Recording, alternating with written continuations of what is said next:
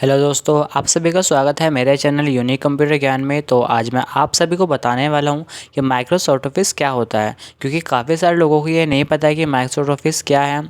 तो आज मैं आपको बताऊंगा कि इसके कौन कौन से पार्ट्स होते हैं और इसके बारे में भी, और इसके जो सभी पार्ट्स होते हैं उन सभी के बारे में भी, और अब तक हमारे पास माइक्रोसॉफ्ट ऑफिस के कितने जो वर्जन है वो अवेलेबल हो पाए हैं अब तक।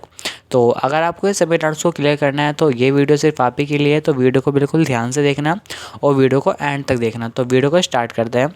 तो सबसे पहले देखते हैं कि माइक्रोसॉफ्ट ऑफिस क्या है और ये किसने बनाया। माइक्रोसॉफ्ट ऑफिस क्या है कि जैसे कि आपके काफ़ी सारे जो सॉफ्टवेयर बनाए जाते हैं वो आपके काफ़ी ज़्यादा जो काम होता है उसको आसान करने के लिए बनाया जाता है। तो वैसे ही आपका माइक्रोसॉफ्ट ऑफिस भी एक एप्लीकेशन सॉफ्टवेयर ही है जो कि आपके काफ़ी सारे कामों को आसान करने के लिए बनाया गया है। तो इसके अंदर जो यूज़ हो सकते हैं, आप वर्ड एडिटिंग कर सकते हो, रिज्यूम बना सकते हो, कोई भी डाटा एंट्री का काम कर सकते हो, प्रेजेंटेशन बना सकते हो, कोई डाटाबेस बना सकते हो। तो इन सभी कामों के लिए आपका माइक्रोसॉफ्ट ऑफिस यूज़ किया जाता है। तो अब ये देखते हैं कि इसको पब्लिश कब किया गया। तो इसको पब्लिश किया गया था आपका 19 नवंबर 1990 में। अब ये देखते हैं कि इसके जो ओनर हैं वो कौन है। तो इसके ओनर आपके जाने माने बिल गेट्स ही हैं, और जो इसके सीईओ हैं वो सत्या नडेला जी हैं। नेक्स्ट आपका है कि माइक्रोसॉफ्ट ऑफिस किन किन पर्पज़ के लिए यूज़ किया जाता है। तो माइक्रोसॉफ्ट ऑफिस किस किस पर्पज़ के लिए यूज़ किया जाता है तो आपको मैं पिक्चर बाय पिक्चर दिखा ही रहा हूँ। तो जो पहला है आपका वो है आपका डाटा, जो भी डाटा एंट्री वगैरह के लिए काम करा जाता है, किसी भी प्रेजेंटेशंस के लिए काम किया जाता है। एजुकेशन के लिए सबसे बड़ा रोल निभाता है आपका माइक्रोसॉफ्ट ऑफिस। तो आपका डाटा एनालिसिस के लिए काम करता है, प्लस आपका जो बिजनेस वगैरह का है उसको ग्रो करने के लिए भी आपका माइक्रोसॉफ्ट ऑफिस यूजेबल है, प्लस एडिटिंग के लिए भी आपका माइक्रोसॉफ्ट ऑफिस काम करता है। नेक्स्ट हम ये देखते हैं कि माइक्रोसॉफ्ट ऑफिस के कौन कौन से पार्ट्स हैं। तो सबसे पहला आपका होता है कि जो विनवर्ड है वो आपका माइक्रोसॉफ्ट ऑफिस का ही पार्ट होता है। विनवर्ड हुआ आपका। नेक्स्ट आपका वन नोट है, उसके बाद आपका है यहाँ पर एक्सेल है, फिर आपका है पावर पॉइंट, फिर एम एस एक्सेस भी है, फिर आपका जो आउटलुक है वो भी माइक्रोसॉफ्ट ऑफिस के ही पार्ट्स होते हैं। आगे हम ये जानने वाले हैं कि इसके जो पार्ट्स हैं उन सभी के अलग अलग पार्ट्स के इंट्रोडक्शंस के बारे में, कि उन सभी का काम क्या होता है और वो किस पर्पज़ के लिए यूज़ किए जाते हैं। तो सबसे पहला हमारा है विनवर्ड। तो विनवर्ड जो काम करता है आपका वर्ड एडिटिंग के लिए यूज़ किया जाता है, कोई रिज्यूम बनाने के लिए यूज़ किया जाता है, प्लस आपको कोई एप्लीकेशन बनाने के लिए यूज़ किया जाता है, प्लस आपको जो थंबनेल्स वगैरह होते हैं या कोई बर्थडे पार्टी के जो स्टिकर वगैरह होता है उसमें भी आप वर्ड पे जो आपका विनवर्ड है, इसको शॉर्ट फॉर्म में वर्ड भी बोला जाता है, इसका यूज़ कर सकते हैं हम।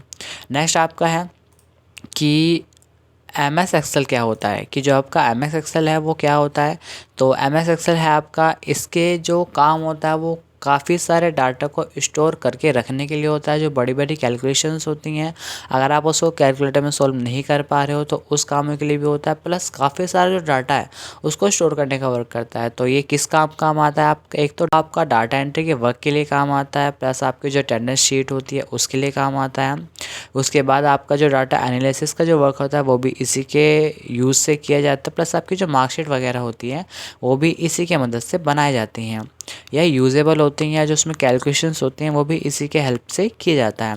नेक्स्ट आपका होता है पावर पॉइंट। अब पावर पॉइंट क्या है, तो पावर पॉइंट जैसे कि आपने प्रेजेंटेशंस तो सुना ही होगा, जो प्रेजेंटेशंस होती हैं, कि जो प्रेजेंटेशन होती है उसमें जो क्लिक करने के बाद या फिर हमारे स्टेप बाय स्टेप बोलने के बाद जो प्रेजेंटेशन चलती रहती है उसमें आपका पावर पॉइंट काफ़ी ज़्यादा यूजेबल होता है। तो जो पावर पॉइंट का सबसे बड़ा जो यूज़ है वो आपका यही है कि वो पावर पॉइंट से प्रेजेंटेशंस बनाने के लिए काम आता है, प्लस उन्हीं प्रेजेंटेशंस पे एनिमेशन इफेक्ट लगाने के लिए, कस्टम इफेक्ट लगाने के लिए इसका यूज़ होता है। प्लस आपका जो एक क्लासेस चलते हैं step by step guide using presentation tube पे, वो भी आप इसकी मदद से कर सकते हैं। तो ये काफ़ी ज़्यादा यूजेबल होता है।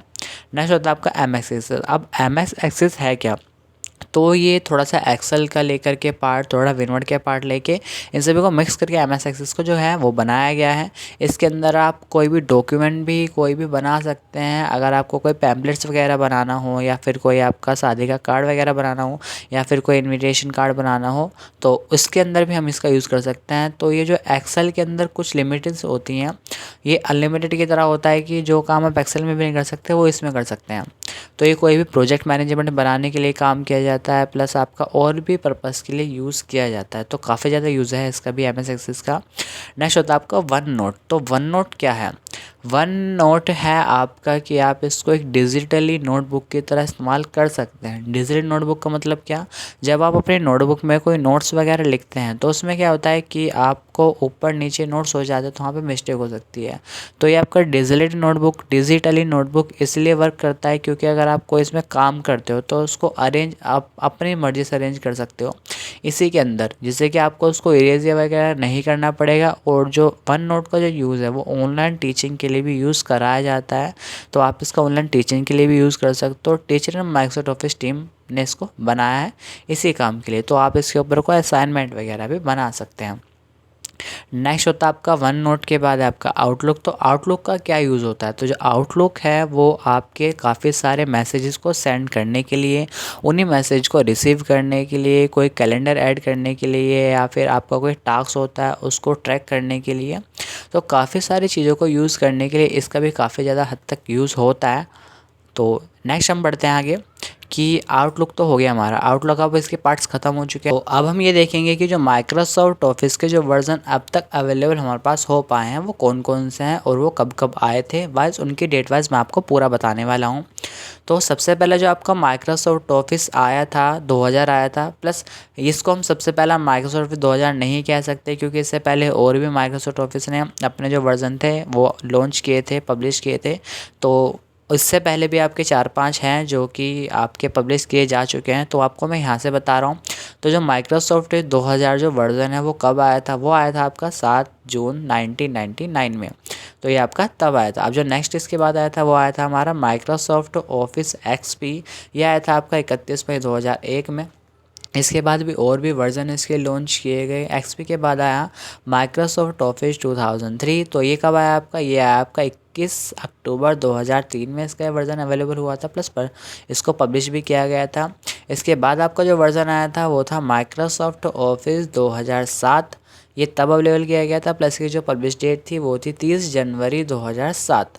नेक्स्ट जो आपका था माइक्रोसॉफ्ट ऑफिस 2010 आया था, प्रोफेशनल प्लस था, यानी कि जो पहले वाले आपके माइक्रोसॉफ्ट ऑफिस थे उनसे हट करके इसमें ऑप्शन दिए गए थे, उनसे थोड़े बेहतर, उनसे थोड़ा अच्छा चलने वाले। जैसे कि आप समझ सकते हो कि जब नए कोई अपडेट आता है तो उसमें पहले से ज़्यादा कुछ अच्छी चीज़ें होती हैं, तो उसी तरह इसमें भी काफ़ी सारे जो आपके पहले से अच्छे सॉफ्टवेयर बताए गए थे। और ये पब्लिश हुआ था आपका 15 जून 2010 में।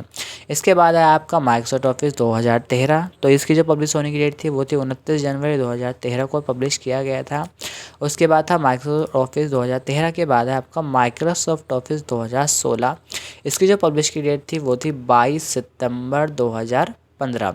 अब जो लास्ट आपका माइक्रोसॉफ्ट ऑफिस है, आगे आपका जो माइक्रोसॉफ्ट ऑफिस 2019 जो पब्लिश किया गया उसकी पब्लिश होने की डेट थी 24 सितंबर 2018 की। लास्ट अब तक इसका सॉफ्टवेयर अवेलेबल है हमारे पास, इसके बाद अब तक कोई भी सॉफ्टवेयर अवेलेबल नहीं हो पाया है माइक्रोसॉफ्ट ऑफिस टीम से। तो ये आपका अब तक का लास्ट है। तो अगर इसके बाद भी कोई सॉफ्टवेयर बढ़ते हैं जो उनके बारे में मैं आगे वीडियो बनाता रहूँगा, तो प्लीज़ मेरे चैनल को सपोर्ट करना। और इस वीडियो को अगर आपको पसंद आई है, प्लस आपके इन्फॉर्मेशन इससे मिली है आपको, तो प्लीज़ चैनल को लाइक करना, कमेंट्स करना, सब्सक्राइब करना। Thank you for watching my video.